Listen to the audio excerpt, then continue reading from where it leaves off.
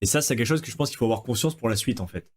Parce que on a parlé des taux directeurs, des choses comme ça.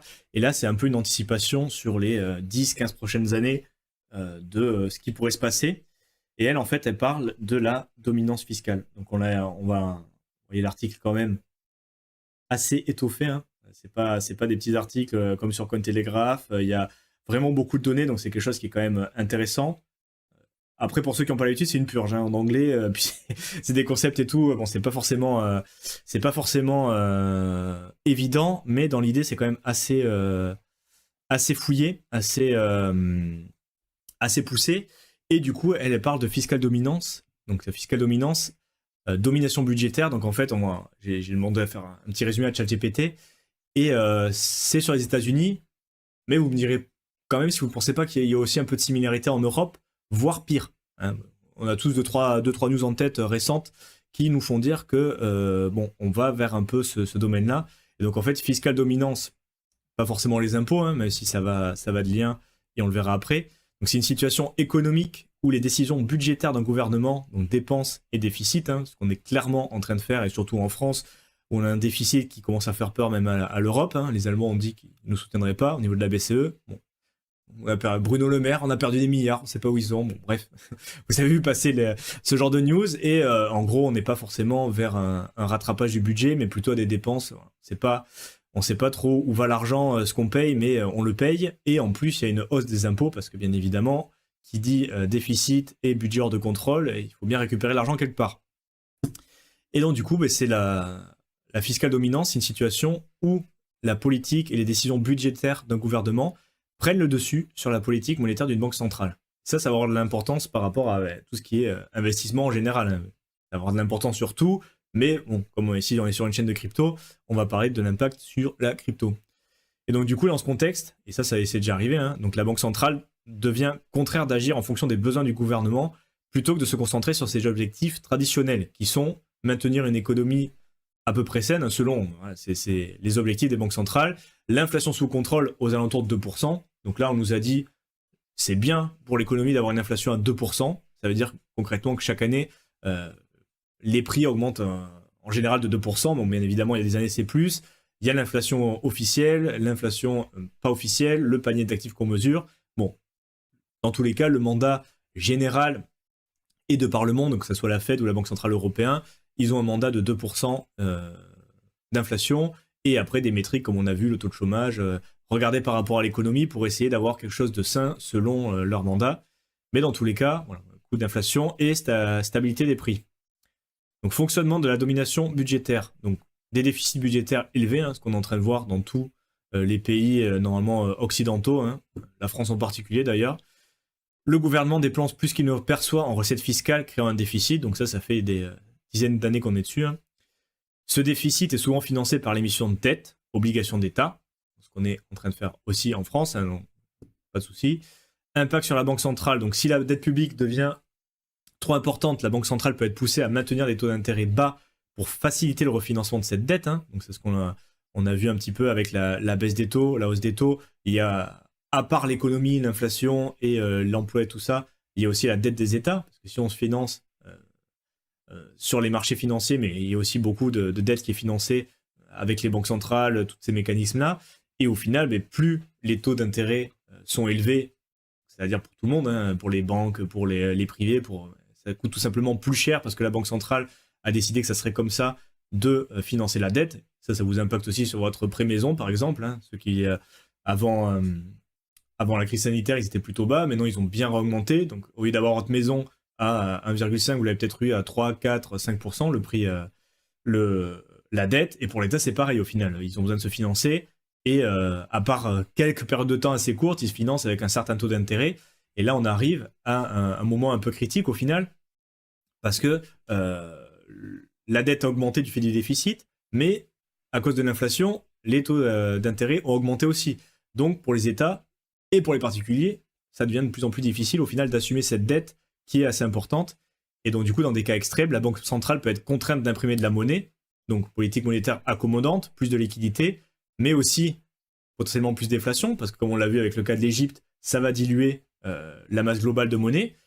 et tout simplement pour pouvoir acheter de la dette publique et éviter une crise. Donc c'est ce qui est passé dans plusieurs cas, hein, notamment voilà, avec la Grèce, choses comme ça, notamment en Europe. La Banque Centrale Européenne peut se dire oh, oula, problème sur la France, ils vont droit au banqueroute, il faut qu'on achète de la dette, il faut qu'ils puissent se financer parce qu'il y a des dépenses à court terme, des salaires, des dépenses publiques, de santé, militaires à financer. Personne ne veut plus leur prêter parce que c'est plus forcément un bon coup. Il faut qu'on achète de la dette, il faut qu'on rebaisse un peu le taux, et du coup la Banque Centrale peut intervenir.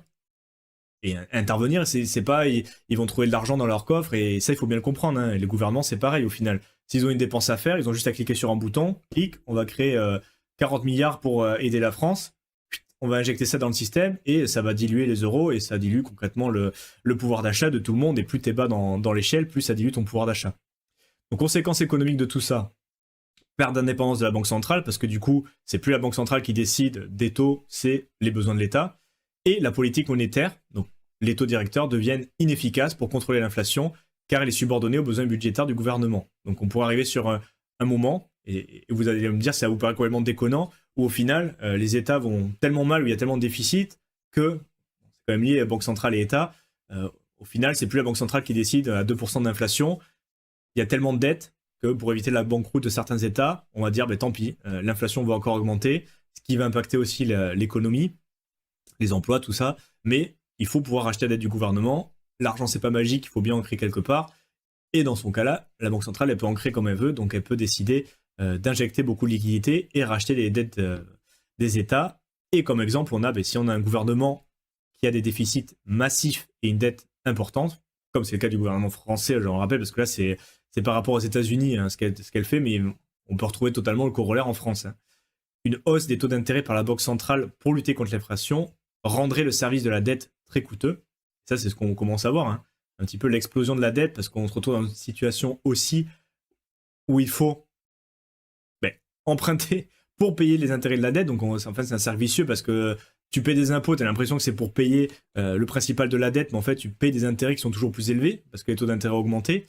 Et donc, tu te retrouves dans une situation qui est un peu compliquée.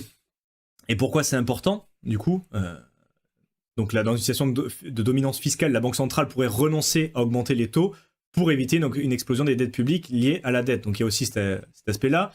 Elle regarde un petit peu les données économiques, les emplois, l'inflation, mais même si l'inflation repart à la hausse, même si les données économiques se dégradent, la Banque Centrale pourrait se dire, tant pis, j'augmente pas les taux d'intérêt pour casser le dos à l'inflation, je laisse les taux d'intérêt bas, voire je les baisse, pour éviter une explosion des dépenses publiques liées à la dette, parce que, et en plus on vient de se faire dégrader notre note, plus t'empruntes de l'argent cher, plus le coût de la dette est important.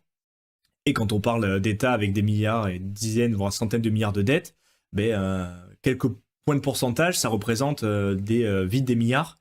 Et donc, forcément, il faut les trouver quelque part, ces milliards. Donc, soit on augmente les impôts, soit on baisse le coût de la dette en baissant les taux d'intérêt, soit on fait les deux. Ou soit on fait l'un, soit on fait l'autre.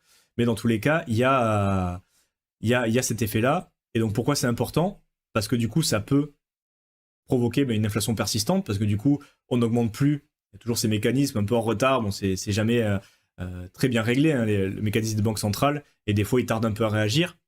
Mais lorsque la Banque centrale ne peut pas resserrer sa politique monétaire, augmenter ses taux d'intérêt pour baisser l'inflation, une augmentation continue des dépenses publiques peut alimenter l'inflation. Donc là, en fait, c'est double jackpot, parce que on a l'inflation qui n'est pas muselée par des taux bas, et en plus, on va aller imprimer de l'argent pour